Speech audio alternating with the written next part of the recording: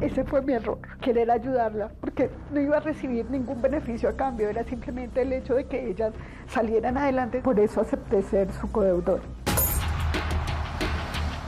En muchos casos, todo comienza con un sueño. Dijo que le había salido un trabajo en Medellín y que allá le pagaba a la empresa el 70% del arriendo y que lo que yo hiciera era firmar ese compromiso como por llenar un requisito. Te vengo a pedir un favor enorme, que si puedes ser codeudor en la cooperativa, porque voy a solicitar un crédito.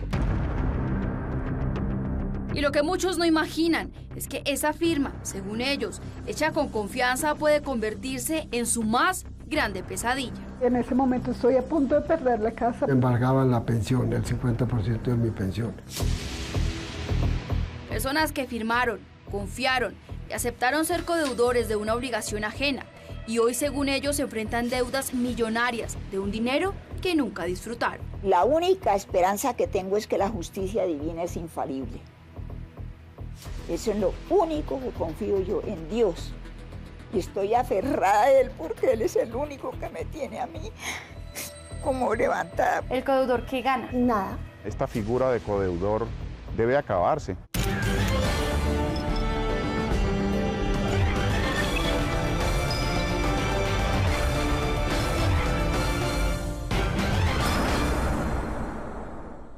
Buenas noches.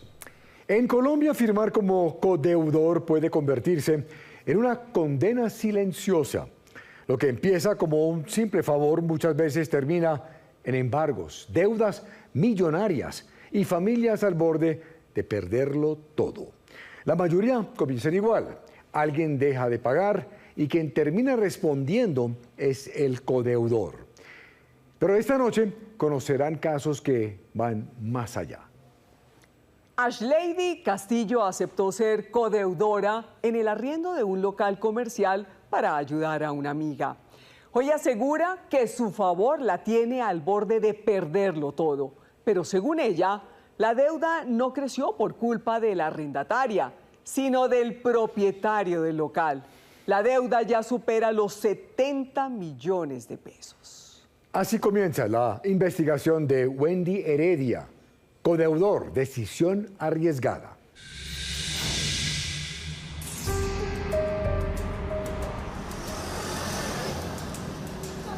Yo he trabajado duro y he trabajado muchos años para lograr lo que tengo, para que él venga a quedarse de fácil con lo que no le pertenece. En ese momento estoy a punto de perder la casa por culpa de Jairo Cañón. Ashlady Castillo es una farmacéutica de 47 años de edad, madre de 2 hijas. Asegura estar a punto de perderlo todo tras haber aceptado ser codeudora en un local comercial.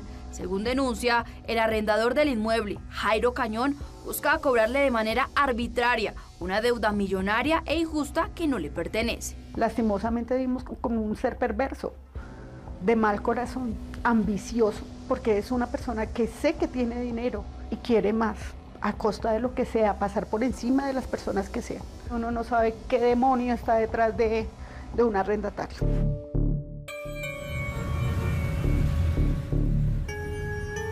Todo comenzó a mediados del año 2018, cuando Diana Acosta, una amiga del barrio, le comentó sobre un proyecto familiar.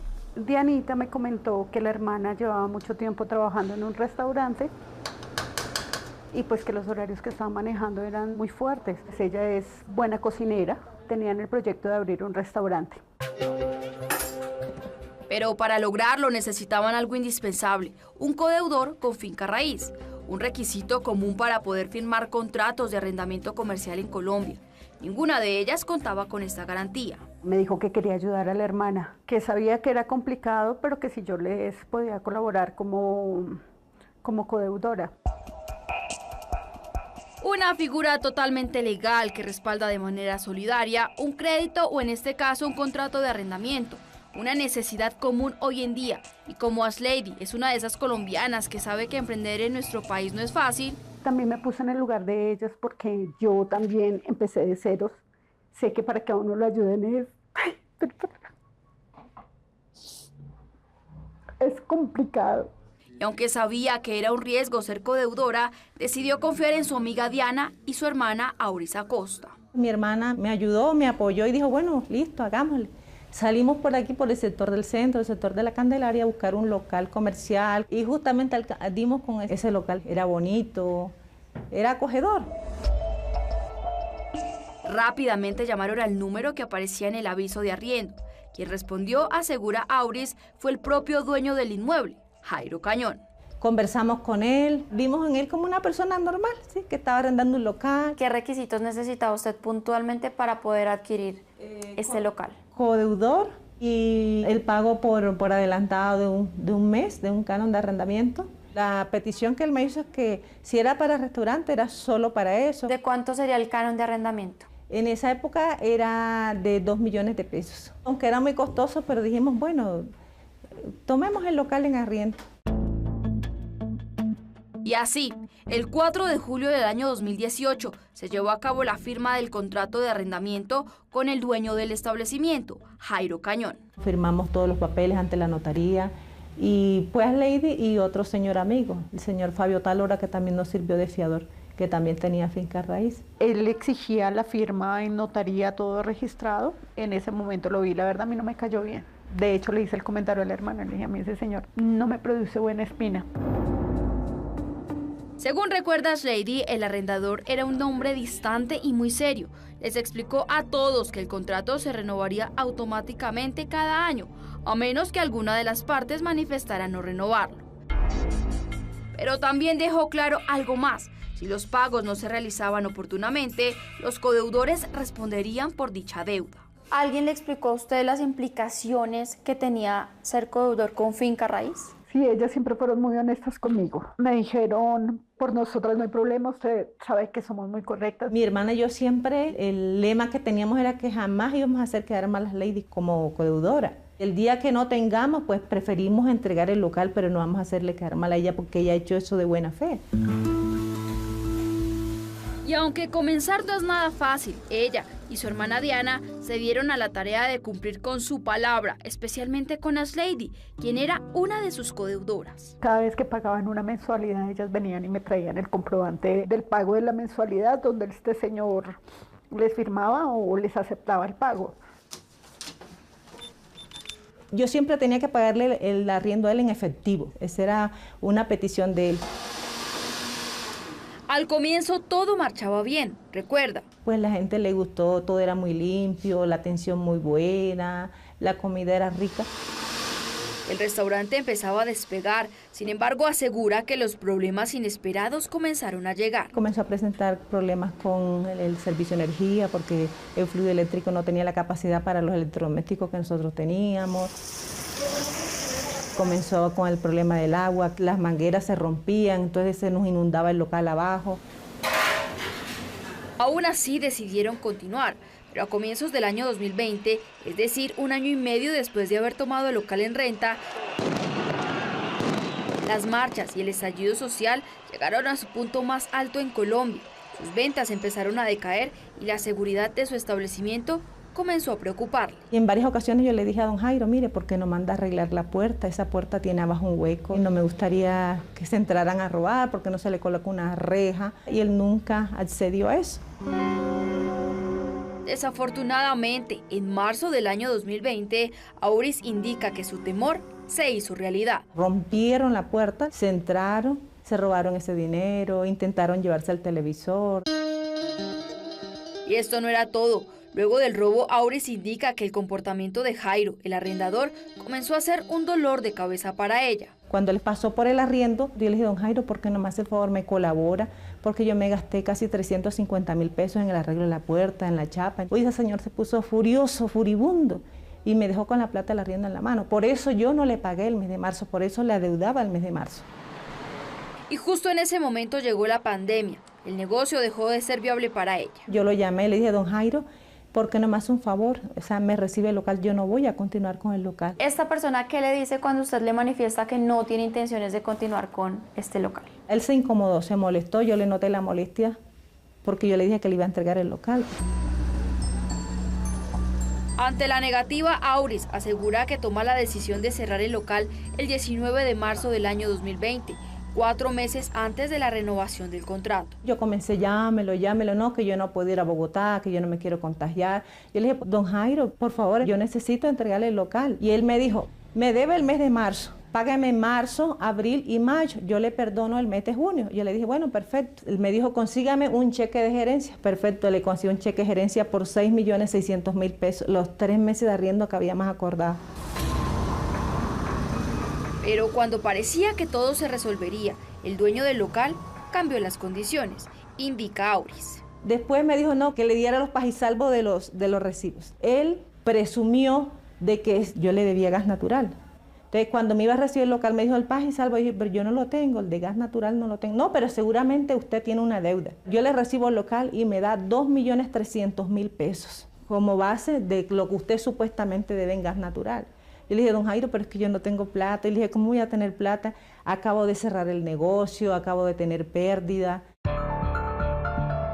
Según ella, ya contaba con los pagisalvos del servicio del agua y de la luz, pero no el del gas natural, pues una vez lo solicitó, su respuesta fue negativa. Ellos me contestaron diciéndome, no le podemos dar el pagisalvo a usted porque usted no es la propietaria ni es la titular del servicio. Ante la negativa, tomó contacto nuevamente, según ella telefónicamente, con Jairo Cañón, el arrendador. Le pedí el favor a él, dije, don Jairo, por favor, pidan el pagisalvo, que se les pidan a usted. Y no, o sea, ni me ayudó de una forma, ni me ayudó de la otra. Sin respuesta alguna por parte del arrendador, Auris manifiesta que fue a la Casa de Justicia de los Mártires en busca de ayuda. Y allá lo que me aconsejaron fue, si él no le quiere recibir, envíeles las llaves del local a través de correo certificado a una dirección. Y yo no tenía dirección de él. Un muchacho que tenía el local contiguo al mío arrendado, entonces me dijo, Auris, yo tengo una dirección que es a donde yo le he enviado comunicaciones a él, y él me dio la dirección. Según Auris Acosta, el 15 de julio del año 2020, a través de correo postal 472, realizó el envío de las llaves de este establecimiento hasta la residencia del señor Jairo, quien posteriormente se comunicó con ella manifestando su desagrado del por qué no se las entregaba personalmente, como previamente él se las había entregado a ella. Se puso furioso y que yo no tenía por qué mandarle las llaves a él por correo. Que él me iba a demandar. Yo le dije, mire, si usted quiere, yo le hago un documento firmado, autenticado ante notaría, que si alguna deuda hay en gas natural, yo la pago. Pero por favor, recíbame el local. Y que no, y que no, y que no. Ella no entendía por qué Jairo Cañón, el dueño del local, se negaba a recibir el establecimiento. Así que, sin alternativas, decidió acudir a la Defensoría del Pueblo en busca de soluciones. Ahí me atendió una abogada y ella también mande comunicaciones avanti, hasta que por fin, en agosto de 2020, les pidieron el pagisalvo de gas natural. Y la empresa dijo que yo no debía nada. También recuerda que le recomendaron que depositara el dinero de los cánones de arrendamiento en el Banco Agrario, y así lo hizo. Ella siempre me estuvo informando todo. Cuando empezó la negativa, me dijo, pero no se afane porque yo ya me asesoré con un abogado. Dijo, no se preocupe que cualquier cosa, pues yo estoy presente. Finalmente, el 31 de agosto, Auris argumenta que por medio de este nuevo documento realizó la terminación del contrato y la entrega del inmueble. Está a su disposición el local arrendado en perfectas condiciones para su entrega. Los servicios públicos domiciliarios completamente al día. Yo cumplí las pretensiones que él me hizo. Ambas pensaron que el problema había terminado. Pero no fue así. 6 meses después, Auris y sus codeudores fueron demandados. Una pesadilla horrible. Nunca pensé estar involucrada en esto. Sin embargo, la justicia falló en su contra y el 22 de abril del año 2021, el Juzgado 85 Civil Municipal ordenó que Auris y los codeudores debían pagar 13 meses de arriendo del local, más una cláusula penal por un total de 33.450.000 pesos. Decisión cuestionada por la deudora, Auris Acosta. Yo no he utilizado el local. Se lo entregué cuando le envié las llaves y se lo entregué mejor que como él me lo entregó a mí. Auris manifiesta que por más que intentó contactarse con Jairo Cañón, no fue posible, y al no tener cómo responder por una deuda tan grande, Ashlady, una de sus codeudoras, acarreó las consecuencias. Edwin Guerrero, esposo de Ashlady. Aquí vinieron con policía, la secuestre. Mi esposa estaba abriendo el negocio cuando ellos llegaron y le notificaron sobre el embargo de la casa. Se comisionó con amplias facultades para llevar a cabo la diligencia de secuestro. Estas son imágenes reales del día del embargo. Desconocíamos que había un problema, pero supuestamente la señora Abril lo estaba solucionando. El 5 de junio del año 2023, a la espera de poder detener dicho procedimiento jurídico, Ashlady, según ella, reunió 28.400.000 pesos, los cuales fueron consignados respectivamente. Sin embargo, afirma que no sirvió para nada, pues ya era muy tarde. Entonces ha sido plata, y fuera de eso el estrés de saber, o sea, qué es lo que va a pasar. Lo que ha hecho este señor es que la deuda crezca para que la deuda sea tan grande que no haya forma de cómo pagarla y él se pueda quedar con la casa. Entonces no me parece justo que los jueces en estos momentos se presten para eso y no estudien realmente un caso y afecten a una familia. Aún así trataron de tomar contacto con Jairo Cañón, aseguran, para llegar a un acuerdo, pero indican no fue posible encontrarlo. Aurelio Castillo, padre de Ashlady. No tiene un número de teléfono fijo, no tiene, aunque no está, que está viajando, entonces él es un mentiroso. Nunca dimensioné que hacer un favor o querer ayudar a alguien se convirtiera en una pesadilla para mí. Pero, ¿qué responde la persona denunciada por los entrevistados de esta noche? Buscamos respuestas. Jairo, recibimos evidentemente la denuncia por parte de Auris y Ashlady, quienes manifiestan que usted se quiere quedar con una casa que no le pertenece. Al regresar conocerán qué responde Jairo Cañón, señalado, según los denunciantes, de maniobras para cobrarse una deuda que ya está paga, afectando a los codeudores. A partir de este momento puede opinar con el hashtag numeral codeudores. Regresamos. Ellos dicen que a usted le servía dilatar el proceso para que los cánones de arrendamiento fueran sumando. Yo no gano nada con dilatar un proceso porque... No, pero los cánones de arrendamiento sí no, es que yo no lo estoy dilatando.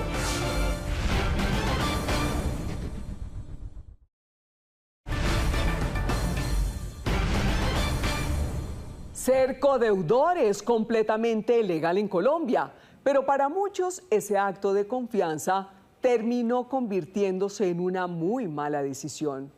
Séptimo Día conoció casos de personas que aseguran haberlo perdido todo por respaldar la deuda de un amigo, un familiar o un conocido.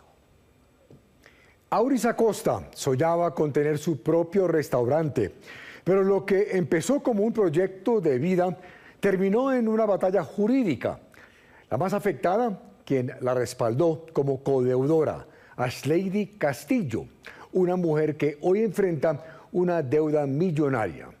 Según ella, por las maniobras de Jairo Cañón, dueño del local que su amiga alquiló y que aseguran se niega a recibirlo. Wendy Heredia lo encontró. ¿Cómo responde? Así continúa esta investigación. Codeudor, decisión arriesgada.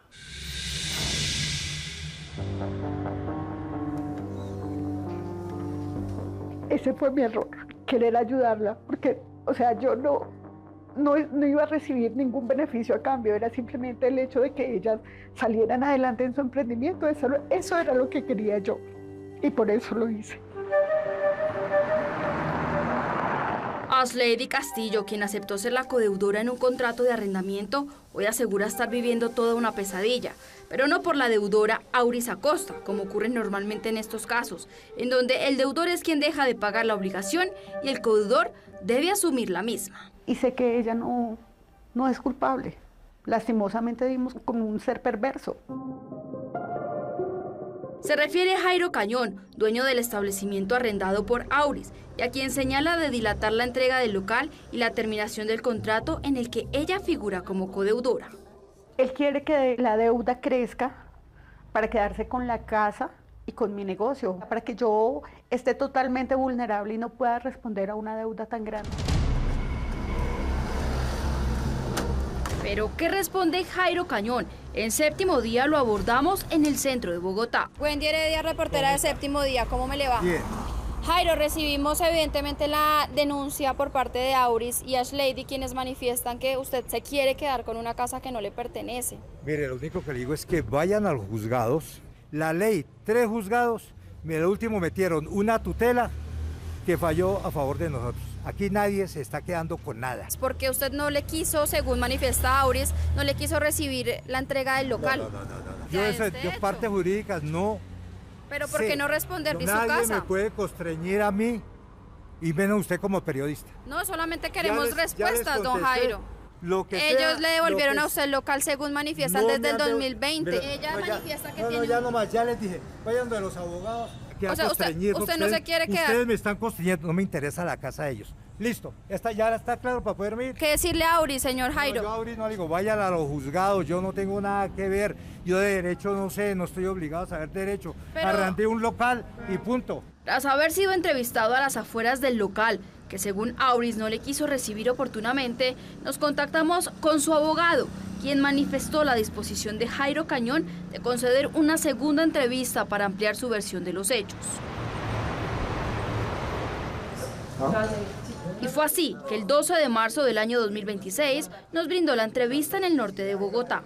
Recibimos la denuncia de Ashlady y de Auris, quienes manifiestan que usted de manera arbitraria e irregular se quiere quedar con la vivienda de la codeudora. A mí no me interesa la casa de ellos para nada. ¿Usted por qué toma la decisión de demandar a Auris y Ashlady? Esperé casi un año creyendo que me iban a entregar. Auris manifiesta que ella sí intentó comunicarse con usted por todos los medios posibles y que usted no le quiso responder, que usted en ningún momento le quiso recibir el local. No, ella nunca me buscó.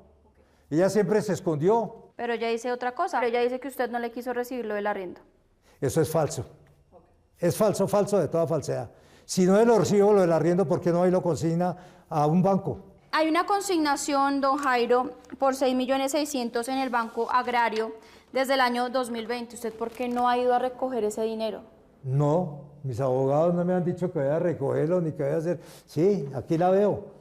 Esta consignación la conozco ahora. Si era su local, ¿usted no tenía el deber de ir a mirar su local? ¿De ir a velar por el bienestar de su local? No, señora, es si que estaba vacío, ¿usted no se dio cuenta que ese local estaba vacío? Yo no me di cuenta nunca que estaba vacío, estaba ocupado. Yo no me di cuenta de eso. Pasaron casi 3 años, don Jairo, y usted no se dio cuenta no, la puerta estaba cerrada. Ellos dicen que a usted le servía dilatar el proceso para que los cánones de arrendamiento fueran sumando. Yo no gano nada con dilatar un proceso porque... No, pero los cánones de arrendamiento sí se subían no, es que yo no lo estoy dilatando. Vuelvo y le digo, si uno de los abogados que me ha asistido en ese proceso ha dilatado con una coma, quiero conocerlo. Según los denunciantes, esto es un modus operandi que usted tiene para quedarse con las cosas de las personas. Que me lo demuestren, que me demuestren. Le quita el dinero a las personas. Que me demuestren.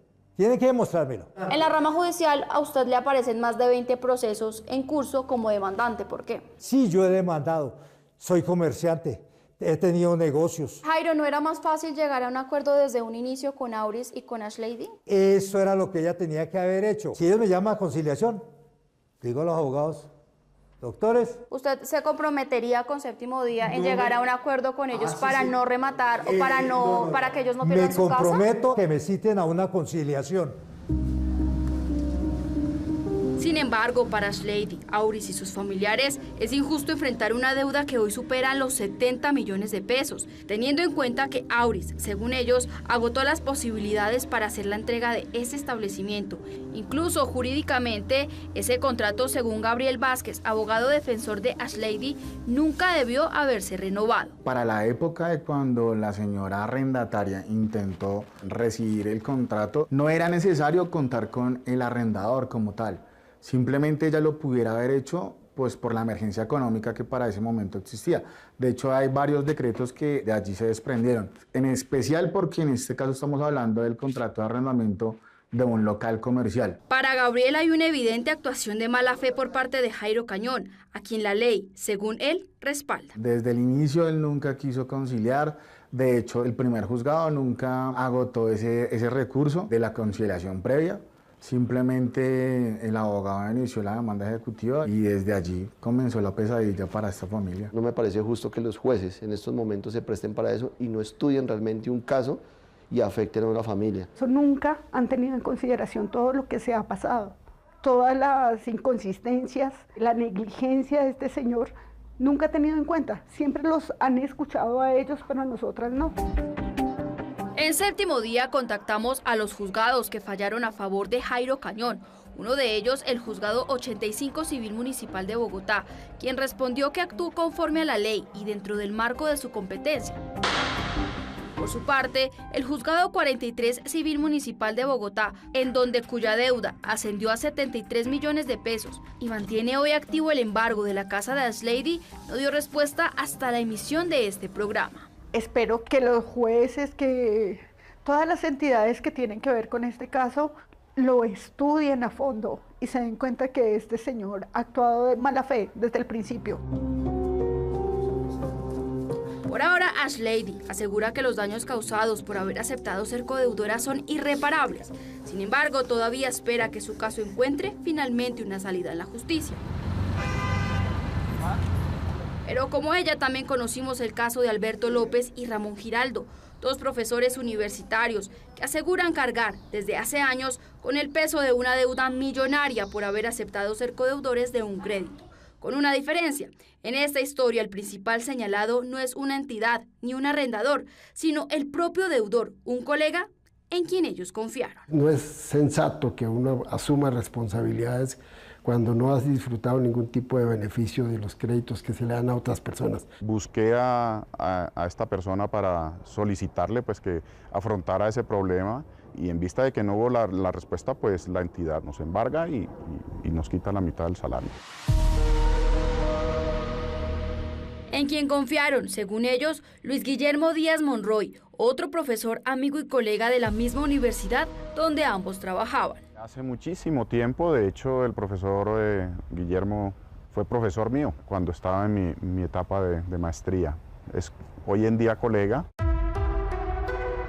Ambos aseguran que la confianza entre colegas fue suficiente para firmar. Codeudor de un crédito que le iba a asignar la cooperativa le decía que eso era descuento por nómina y con mayor confianza va uno cuando es con descuento por nómina, pues más seguro va a fiar a ser codeudor. Era tradicional en la universidad que nos solicitáramos ese apoyo. ¿Usted sabía las implicaciones de ser codeudor, de aceptar ser codeudor de una deuda? Entendíamos en ese momento que era una cuestión de protocolo, en la que simplemente poníamos nuestra firma como respaldo, pero entendíamos que el responsable de la deuda era pues la persona que hacía la solicitud.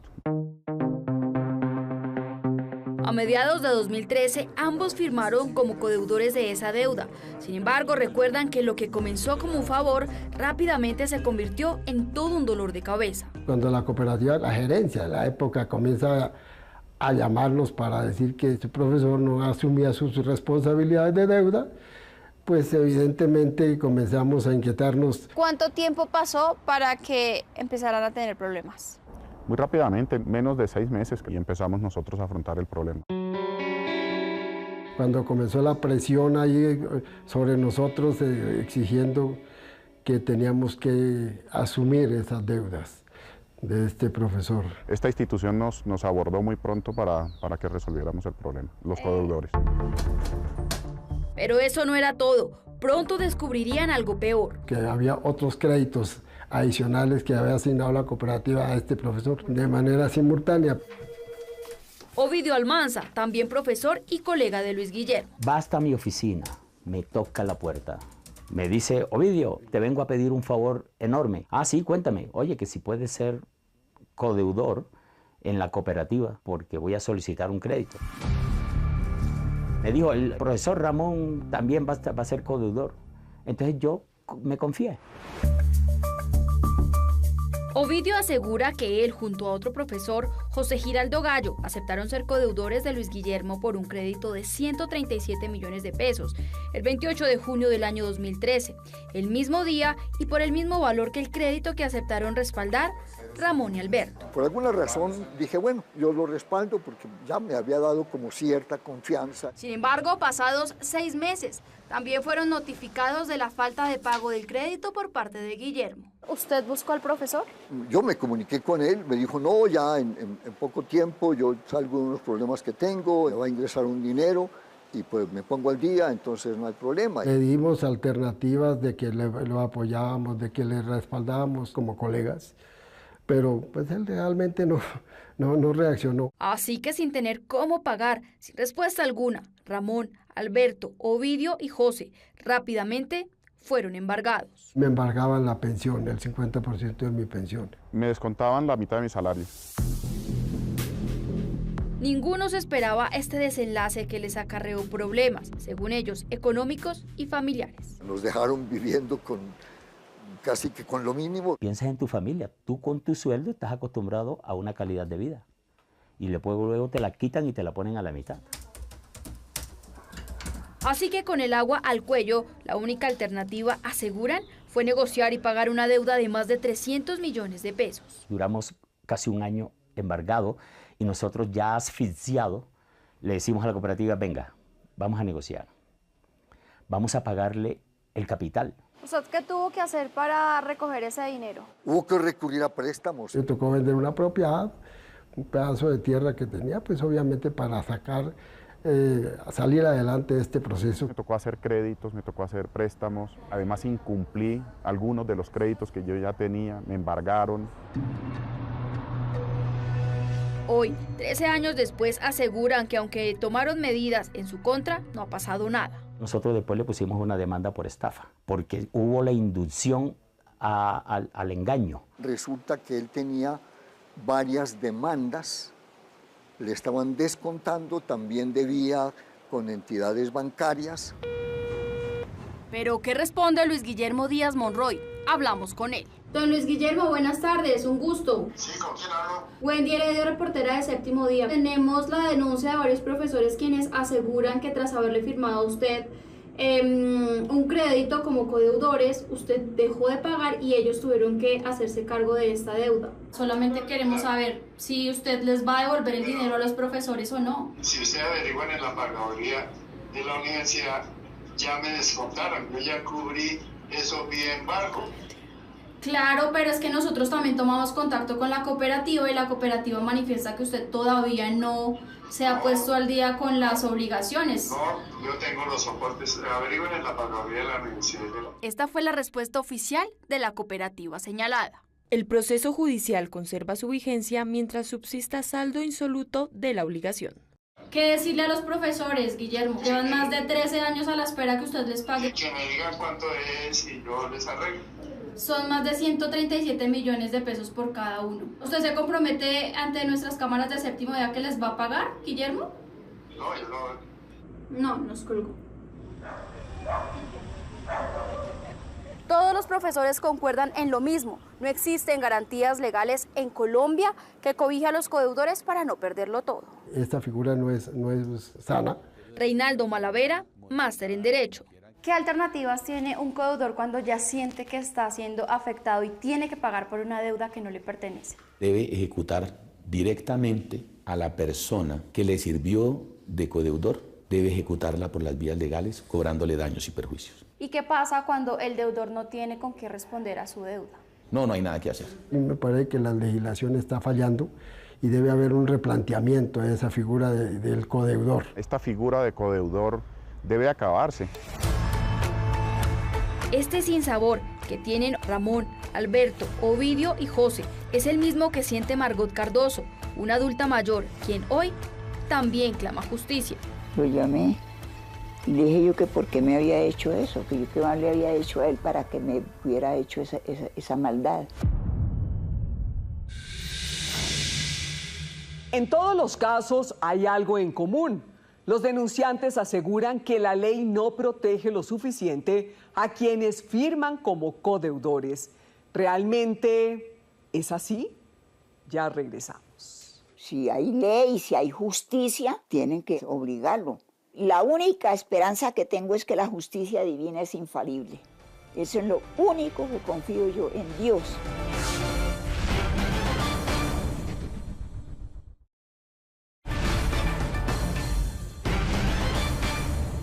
Hasta ahora han conocido dos historias de colombianos que aseguran actuaron de buena fe como codeudores. Ellos dicen que quedaron atrapados en deudas que no eran suyas. Hoy se sienten abandonadas por el sistema. Ahora conocerán otro caso. Margot Manrique tiene 87 años y hoy vive angustiada por una deuda millonaria que asumió tras aceptar ser codeudora de un amigo en Medellín. Pero a diferencia de los otros casos, aquí el deudor desapareció por completo y ella quedó con la deuda. Así termina la historia de Wendy Heredia.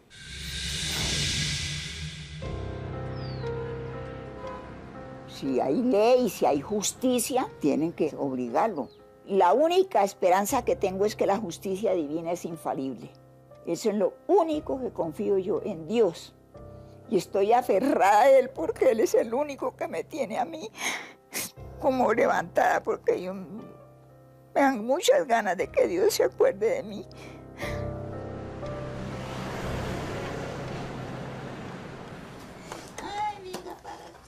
María Margot Manrique, de 87 años, es una adulta mayor, quien asegura lo único que le gustaría es vivir sus últimos días tranquila, en paz y sin deudas. Pero yo hasta que no pague esas deudas no me quiero morir. Margot asegura haber cometido un error imperdonable, aceptar ser codeudora de Andrés Julián Gómez Mosquera, quien según ella desapareció y la dejó con una deuda millonaria. Él se fue y no volvió ni a dejarse de ver, ni a nada. Él se escondió por allá, quién sabe para dónde cogería. Y me dejó a mí con el problema.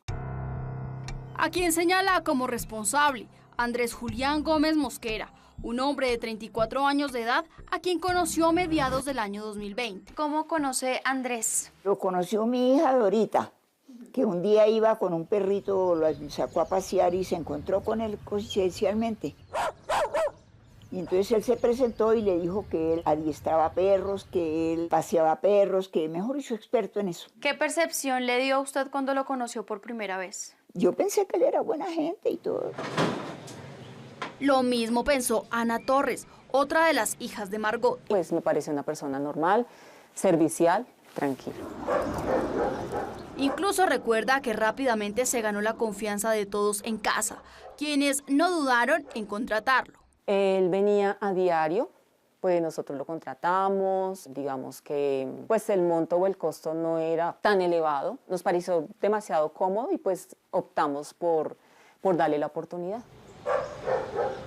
Según ellas, era bueno en su trabajo, pero su situación económica era precaria, tanto así que la familia decidió ayudarlo más allá del servicio. En algunas ocasiones cuando se daba la oportunidad, pues lo invitábamos a almorzar o a veces se le obsequiaba alguna prenda. De hecho, para algunas ocasiones pues también se le hacía algún mercadito porque él manifestaba no tener cómo sostenerse. La confianza creció con el tiempo y Margot incluso aceptó ser su codeudora en un primer arriendo, que cumplió sin problemas. Pues esa situación generó confianza. Tanto así que un año después volvió a pedir el mismo favor. Dijo que le había salido un trabajo en Medellín y que allá le pagaban muy bien en una empresa y que allá le pagaba a la empresa el 70% del arriendo.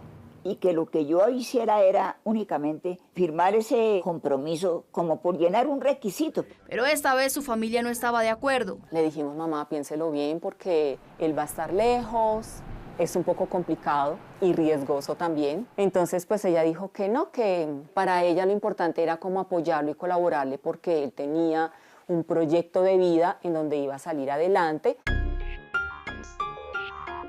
Para ellos era un riesgo latente. Sin embargo, Andrés Julián Gómez Mosquera les aseguró que el proyecto laboral sería todo un éxito. Él dijo que tenía un negocio con cannabis, que de hecho el primo, inclusive él nos mandaba videos de por allá de Estados Unidos diciendo que esos eran los productos.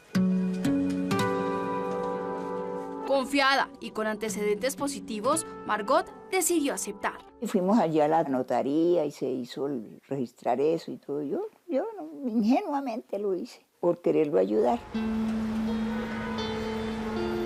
Pero con el paso de los meses, todo cambió. Resultó que el señor no pagaba arriendo, dice que ni pagaba servicios ni de agua ni de luz. Y lo que comenzó como un acto de solidaridad, según ella, terminó convirtiéndose en una pesadilla. Lo mismo que ocurrió con los dos primeros casos que ustedes ya conocieron. Empezaron a acosar con los cobros. Puntualmente decía que el señor Andrés llevaba ya 5 o 6 meses sin pagar arriendo. Esto alertó a mi mamá. ella empezó a tratar de contactarlo y a preguntarle qué era lo que estaba pasando. Y cuando le contestaba decía, no, tranquila que ya voy a pagar, que ya voy a pagar y que ya voy a pagar, pero pues nunca pasó. Así que al no responder el deudor por el arriendo del apartamento donde vivía, Margot como codeudora fue embargada rápidamente a mediados del año 2023. Que si no pagaba, que si no me ponía al día que me sacaban. Dije yo, ¿y a dónde voy a ir a vivir debajo de un puente? Yo no tengo pensión. Mi mamá decayó más en su salud, ella se enfermó más del corazón porque ella es una paciente coronaria, se deprimió mucho más y pues nosotras obviamente también empezamos a angustiarnos, a sufrir como una especie de acoso por ese dinero que se estaba debiendo. Abrumada y desesperada, como pudo, reunió el dinero que le estaban cobrando, todo con el fin de no perder su casa. La alternativa era solicitar un préstamo, digamos que terminar con esa deuda, para poder estar tranquilas y en paz, porque los mensajes nunca cesaron, o sea, a mí me acosaron inclusive hasta por correo. ¿De cuánto era puntualmente la deuda? La deuda subió como a 30 y pico millones. Todo eso debía él. Y a mí me tocó pagar todo, y a mí me prestaron la plata por solo ser codeudora. Me tocó pagar todo eso. Yo estoy debiendo esa plata. ¿Qué saben en este momento de dónde está Andrés? Lo llamé y le dije yo que por qué me había hecho eso, que yo qué mal le había hecho a él para que me hubiera hecho esa maldad. Dijo que él iba a ver si podía pagar todo. ¿Y qué? Nada, él se perdió. Hoy, después de 3 años, Carlos Peña, su abogado, busca una reparación para Margot. Nosotros lo que buscamos primero, una condena por su conducta, porque él abusó de la señora Margot Manrique, que es una persona que padece enfermedades cardíacas, pulmonares, depresión, ansiedad, y fuera eso que repare a la víctima integralmente. Ustedes interpusieron una denuncia en contra de él. ¿Por qué delitos, doctor? Por el delito de abuso de condiciones de inferioridad en la humanidad de la señora Margot Manrique, pues lo que hizo fue manipularla, ganarse su confianza para afectarle el patrimonio de ella. Sin embargo, como en el caso de los profesores Ramón, Alberto, Ovidio y José, ella asegura sentirse en el limbo y poco respaldada por la ley. No, es que la ley tiene que obligarlos, es que ellos son los deudores, ellos son los que vivieron a costillas de quién, por Dios. Él fue el que aprovechó la casa, él fue el que la disfrutó, el apartamento, todo. ¿Cómo es posible que vaya uno a pagar por algo que no disfrutó, ni tuvo, ni nada? Estas deudas en Colombia no dan cárcel. Entonces puede quedar que un codeudor quede sin nada, sin su casa, sin su carro, sin parte de su salario, por haber hecho el favor de ser codeudor. En Séptimo Día buscamos a Andrés Julián Gómez Mosquera para conocer su versión de los hechos. Sin embargo, no atendió a nuestras llamadas. Aunque no existe una cifra exacta, según Jessica Santo Domingo, abogada especialista en derecho comercial, en Colombia miles de personas aceptan ser codeudoras sin conocer las consecuencias legales que esto implica. La gente no sabe qué está firmando. O sea, la gente no sabe a veces qué es la figura del codeudor. Y cuando va y firma siendo codeudor, no sabe que está respaldando el 100% de la obligación. ¿Cuál es la diferencia entre un fiador y un codeudor, que son figuras que siempre se tienden a confundir? El codeudor responde por el 100% de la obligación. ¿Y qué pasa? Que cuando una persona es codeudora, el acreedor, es decir, el banco, la cooperativa, puede decidir demandar si al codeudor o al deudor. Diferente pasa con el fiador.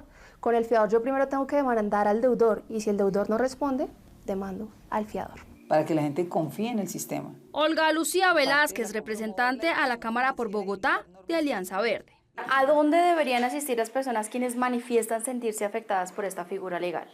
Al defensor del consumidor financiero y a la superintendencia financiera, que no solamente tiene que hacer inspección, vigilancia y control para vigilar todas las entidades del sector financiero, sino también proteger al deudor y a los deudores solidarios y a los fiadores. ¿Qué se puede hacer desde el Congreso para brindarles esas garantías que los codeudores aseguran en este momento no tienen? Si la superintendencia financiera identifica que hay un vacío jurídico para poder hacer una mayor protección al codeudor o al fiador, pues procederemos a hacer lo que haya lugar en el Congreso de la República. Y mientras algo ocurre, los protagonistas de los 3 casos que ya conocieron esta noche esperan que se haga justicia, en donde, según ellos, una misma figura legal les cambió su vida para siempre. Hoy, Hasblady lucha por no perder su casa, Espero que los jueces, que todas las entidades que tienen que ver con este caso lo estudien a fondo y se den cuenta que este señor ha tenido mala fe desde el principio. O sea, uno no puede ir por el mundo perjudicando a la gente porque sí. Los profesores intentan recuperarse de una deuda millonaria. Dicen que la justicia tarda, pero llega. Pues espero que llegue antes de que nosotros ya estemos pensionados, ya nosotros no nos hayamos ido de este mundo. Y Margot solo pide vivir sus últimos días en paz. Quiera Dios que tenga perdón y que procure pagar deudas, que él tiene salud, él todavía está joven, que trabaje y mire cómo va amortiguando algo poco a poco. Pero yo hasta que no pague esas deudas no me quiero morir. Mientras tanto, la pregunta sigue abierta. ¿Quién protege a los codeudores en Colombia? Según expertos, no está mal aceptar ser codeudor. Sin embargo, advierten que antes de firmar para respaldar a alguien más, infórmese bien sobre las consecuencias legales y tome precauciones. Firmar un documento privado donde el deudor se comprometa teniendo como soporte una garantía o prenda que respalde la deuda y de esta manera proteja su patrimonio. Ahora un avance de lo que verán el próximo domingo aquí en Séptimo Día. Estoy en tratamiento psicológico, tiemblo, no sé, solamente pensar qué va a pasar tu hija, tu esposo, tu empresa. ¿Puede un hombre condenar a una persona? Lo único que digo es que yo soy inocente, nunca he cometido un crimen, siempre he sido inocente. Ay, Dios mío, por Dios, ¿por qué me tiene que pasar a mí esto? Pasar mi vejez también porque en una cárcel. Ustedes no se pueden imaginar el temor que yo empecé a vivir, un temor por mi vida, un temor por mi familia, un temor por no volverlos a ver, le hace un daño en su mente y en su corazón. Colombianos relatan haber perdido todo sin haber hecho nada. Unos 100 millones de pesos nos costó ese día. Yo estaba enfrentando una condena de 25 años. Usted asesinó a esa mujer. Esta investigación de Séptimo Día revela errores de algunas investigaciones judiciales que habrían llevado inocentes a la cárcel. Fue absurda cómo me involucran a mí en un caso como este. Y por más pruebas que yo demostraba a ellos siguen vinculándome.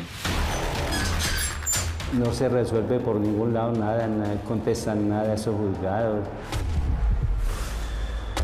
El próximo domingo, el lado oscuro de la identidad.